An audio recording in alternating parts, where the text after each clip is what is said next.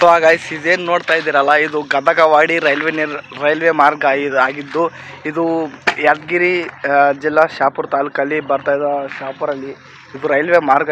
ಇದು full construction, ಇದು work ಮುಗಿದಿದೆ, ಮರಮ್ ಹಾಕೋದೆಲ್ಲ ಮುಗಿದಿದೆ. ಇವಾಗ ಏನಿದ್ರು ಸ್ಟೋನ್ ಅಂದರೆ ಕಾಂಕ್ರೀಟ್ ಆ್ಯಂಡ್ ಹಳಿ ಲೈನ್ ವರ್ಕಿಂಗ್ ಅಷ್ಟೇ ಉಳಿದಿರೋದಿಲ್ಲಿ.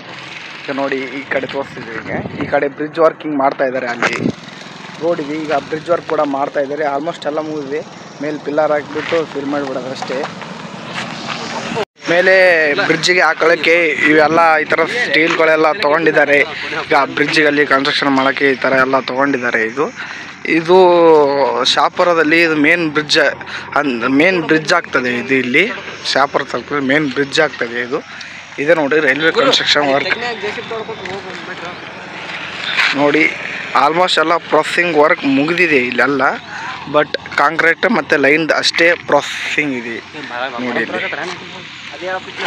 ಫ್ರೆಂಡ್ಸ್, ಇದೆಲ್ಲ ಬ್ರಿಡ್ಜ್ ವರ್ಕ್ ಇದೆಲ್ಲ. ಇದು ಬ್ರಿಡ್ಜ್ ವರ್ಕ್ ಇದೆಲ್ಲ ಇಲ್ಲಿ ನಡೀತಿರೋದು ಬ್ರಿಡ್ಜ್ ವರ್ಕ್. ಇಲ್ಲೆಲ್ಲ ಹಳೆಗಳು ಹಾಕಿದ್ದಾರೆ, ಇಲ್ಲೆಲ್ಲ ಹಳೆಗಳು ಕೂಡ ಹಾಕಿದ್ದಾರೆ. ಅಲ್ಲಿ ಕನ್ಸ್ಟ್ರಕ್ಷನ್ ವರ್ಕ್ ಹಂಗೆ ಕಂಟಿನ್ಯೂ ನಡೀತಾ ಇದೆ. ಹಾಗೆ ಅವು ಏನು ಕಾಣ್ತಾ ಇದೆ ಅಲ್ಲ ಸ್ಟೀಲ್ ಇದು ಇಲ್ಲಿ ಮೇಲ್ಗಡೆ ಹಾಕ್ತಾರೆ. ಇಲ್ಲೆಲ್ಲ ಮೇಲ್ಗಡೆ